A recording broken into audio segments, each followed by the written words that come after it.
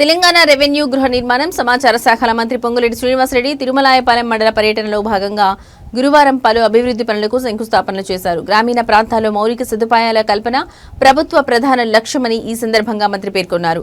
గ్రామంలో 3.50 కోట్ల వ్యయంతో బీటీ రోడ్డు నిర్మాణానికి, 25 లక్షలతో అంతర్గత సీసీ రోడ్ల నిర్మాణానికి మంత్రి శంకుస్థాపన చేశారు.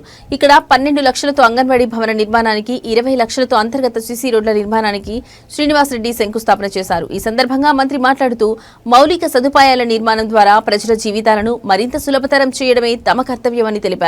ఈ పనుల ద్వారా అనేక మంది ప్రజలకు నేరుగా లబ్ధి చేకూరుతుందని ఆయన పేర్కొన్నారు. మీ నాయనే ముక్కు నేలకు రాసినా సాధించలేకపోయాడు.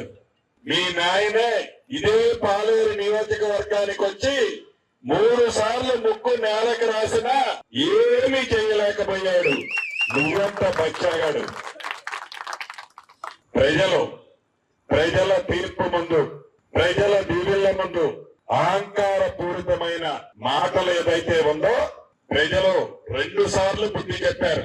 3వసారి కూడా బుద్ధి చెప్పడానికి సిద్ధంగా ఉన్నారు. తర్వాత నా మీద నువ్వు నిలబడతావా, లేకుంటే నీ మీద బచ్చాగాన్ని పెట్టి మళ్ళీ ఈ పార్టీ గెలిపిస్తుందా?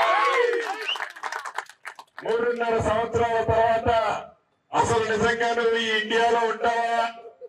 బ్యాగు సంచి సర్దుకొని విదేశాలకు చెక్కుతావా? ఇదంతా తెలంగాణ ప్రజలు నిర్ణయించడానికి సిద్ధంగా ఉన్నారు.